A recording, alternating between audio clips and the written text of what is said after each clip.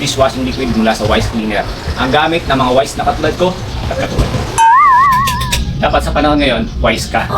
Kaya pagdating natin sa mga gamit sa bahay, especially dishwashing liquid, meron ako ituturo sa inyo na pwede nyo pakinabangan. Saan? Pwede nyo gawing pang business or pang gamit sa inyong tahanan. Ito ang Wise Cleaner dishwashing liquid. Para magawa natin yan, kailangan lang natin ng 12 liters na tubig.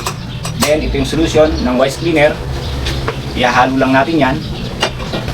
Anugin muna natin. Then sasali natin.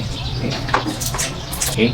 After haluin, para mag-mix yung solution, then buksan mo, then salin mo sa 12 liters na tubig. Okay. So sinukat na natin yan kanina. So gawin mo to kung wise ka.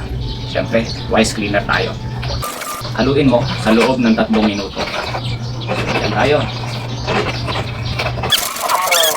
So yun, natapos na tayo mag-mix ng 3 minutes.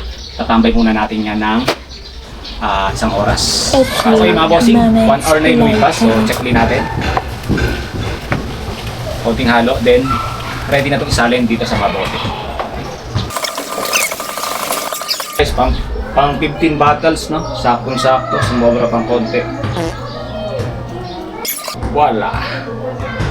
Okay, 15 bottles. So yun, ano pa hinihintay nyo? Kung gusto nyo rin na maging wise katulad ko at kumita, pwede nyo rin ito gawin pang extra income at syempre pang gamit sa bahay. Andyan lang yan, guys. See you on my next vlog.